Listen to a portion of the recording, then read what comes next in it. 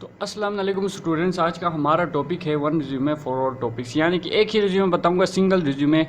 आप हर टॉपिक पर रिज्यूमे लिख सकेंगे, ये मेरी गारंटी है। तो वीडियो को मिस नहीं करना, इन तक देखना, आप लोगों को समझ में आ जाएगा कि कितनी ज़्यादा इंपॉर्टेंट वीडियो होने जा रही है आप लोगों के लिए। तो सबसे पहले हम लोग देखते हैं कि रिज्यूमे में सबसे पहले आपने ऊपर लिखना है नेम और अपना नेम। सबसे पहले आपने नेम, फिर उसके बाद ये दो डॉट और अपना नेम, इस तरीके से लिखना है। फिर उसके बाद आपने लिखना है एड्रेस, एड्रेस के बाद दो डॉट, एलिमेंट सेक्टर इस्लामाबाद। अगर आप पेशावर में रहते हैं तो एलिमेंट सेक्टर पेशावर, अगर आप लोग मुल्तान में रहते हैं तो एलिमेंट सेक्टर मुल्तान। इसी हिसाब से आप लोग लिखेंगे, कोई कंफ्यूज होने की ज़रूरत नहीं है। एलिमेंट सेक्टर के बाद अपनी सिटी का नाम, एलिमेंट सेक्टर के बाद अपनी सिटी का नाम लिखना है। बस सिंपल याद रखें, element sector Delhi, element sector Lahore, element sector Multan, जो भी आपने लिखना है अकॉर्डिंग टू नीड लिखें। अब इसके बाद आ जाती है जी डेट ऑफ बर्थ। आपने अपनी ओरिजिनल डेट ऑफ बर्थ नहीं देना, आप पे केस भी हो सकता है। तो आपने क्या करना है, सिंपल डेट ऑफ बर्थ इस तरीके से देना है 00 अप्रैल 000। अगर आप लोग दिसंबर में पैदा हुए तो 00 दिसंबर, उसके बाद कोमा, फिर 0000, 4 दफ़ा 0। अगर आप इसी हिसाब से आप लिख सकते हैं। अगर आप फॉर एग्जांपल जनवरी में पैदा हुए तो 00 जनवरी, उसके बाद कोमा, फिर 0000। ये हमारा डेट ऑफ बर्थ कंप्लीट हो गया। आप इसके बाद देखते हैं जी कॉन्टैक्ट नंबर। आपने जाहिर सी बात है अपना ओरिजिनल कॉन्टैक्ट नंबर नहीं देना है। अगर आप दे देंगे तो आपका बड़ा मसला हो जाएगा आपके साथ। तो आपने क्या करना है, कॉन्टैक्ट नंबर कुछ इस तरीके से लिखना है, +92 के बाद 00। अगर आप पाकिस्तान में हैं तो आप A to Z जो मेरा फॉर्मेट ऊपर मैंने बताया है यहीं छापेंगे, +92 के बाद 0000 लगा देंगे। लेकिन आप इंडिया से हैं तो आप सिंपल प्लस के बाद 0000 लगा सकते हैं। अब देखना ये है कि आगे क्या है। आगे ये है कि अब ये चारों जो चीज़ें थी ना, इनमें आपने कहीं पर भी मार्कर का इस्तेमाल नहीं करना। सिर्फ और सिर्फ आपने ब्लैक या ब्लू पेन से ही काम चलाना है। मार्कर आगे इस्तेमाल होगा, मार्कर भी कहाँ इस्तेमाल होगा ये भी मैं बताना चाह रहा हूँ, क्योंकि मैं ऐसा चाह रहा हूँ ना कि यार मेरी ये वीडियो देखने के बाद अगर आप लोग कल को रिज्यूमे लिखे तो आपको फुल नंबर मिले। इसमें हर एक चीज़ आप लोगों को इधर नोट आउट करके देने जा रहा हूँ। तो आपने कहीं पर भी ये name, address, date of birth, contact, ये सारी चीज़ें आपने लिखना और कहीं पर भी मार्कर का इस्तेमाल नहीं करना।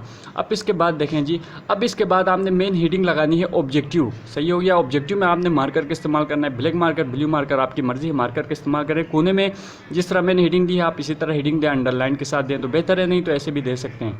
ऑब्जेक्टिव में आपने क्या लिखना है, ये लिखना है आपने।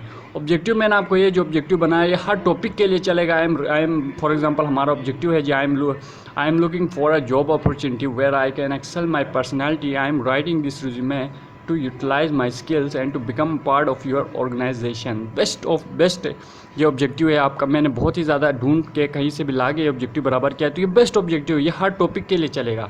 और आपने क्या करना है, ऑब्जेक्टिव की जो मेन हेडिंग थी इसको मार्कर से, इसके बाद आई एम लुकिंग फॉर जॉब, ये सब आपने पेन से लिखना है। इसके बाद नेक्स्ट, अभी मेरे पास जगह नहीं थी तो मैंने नेक्स्ट पेज पे आ गया, लेकिन आप उसी पेज के नीचे कंटिन्यू करेंगे। आप हेडिंग लगाएंगे क्वालिफ़िकेशन की, मेन हेडिंग आपकी लग गई। फिर उसके बाद आपने अपनी क्वालिफ़िकेशन कुछ इस तरीके से लिखना है कि आपने अपनी मैक्सिमम जो आपकी क्वालिफ़िकेशन है वो लिखनी है। आपने सारी की सारी पूरी डिटेल लिखने की कोई ज़रूरत नहीं है। आप लिखेंगे सिंपल आई हैव डन। अगर आपकी हाईएस्ट डिग्री मास्टर है तो आप लिखेंगे I have done master in subject name for XYZ university. For example आपने subject name according to need चुनना है। फॉर एग्जांपल अगर आपको टीचिंग जॉब के लिए रिज्यूमे लिखना है तो आप सब्जेक्ट नेम कुछ भी चुन सकते हैं। For example I have done masters in maths from XYZ university लिख देंगे।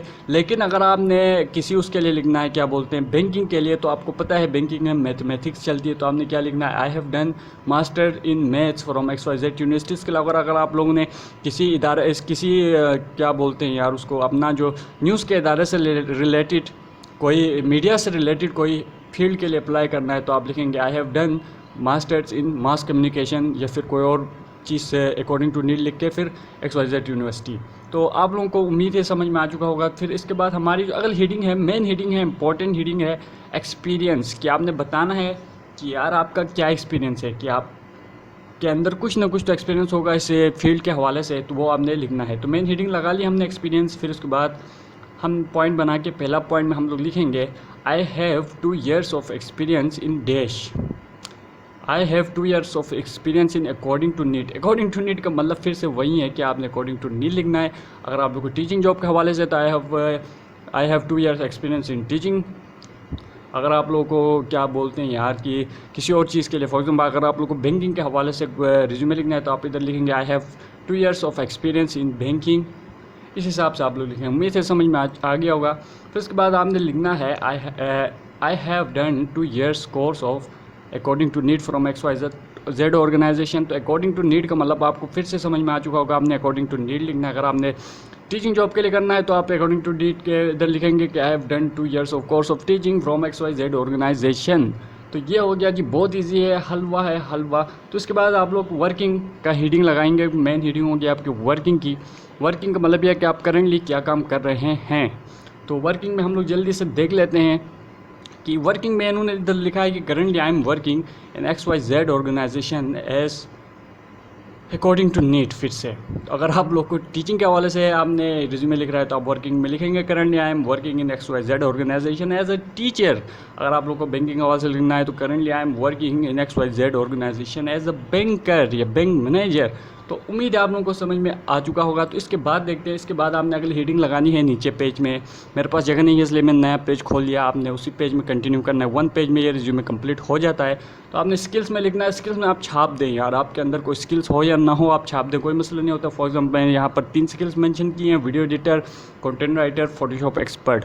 आप अपने हिसाब से कोई और 2-3 स्किल्स भी उठा सकते हैं, लेकिन मेरा मशवरा ये है कि आप 3 से ज़्यादा स्किल्स ना लिखा करें। तो इसके बाद है जी लैंग्वेजेस। लैंग्वेजेस में आपने सिंपल वो लैंग्वेजेस लिखनी है जो आपको आती हैं, आप इधर लिख सकते हैं। मुझे इंग्लिश और अरबिक आती थी, मैं 2 लैंग्वेजेस मैंने लिख लिया। आप अपने हिसाब से लिख सकते हैं, आप जितनी भी लैंग्वेजेस आपको आती है लिखें, अगर नहीं आती हैं तब भी लिखें। एग्ज़ाम है वैसे भी किसको क्या पता चलना है, चल जाता है। फिर उसके बाद देखते हैं जी हॉबीज़।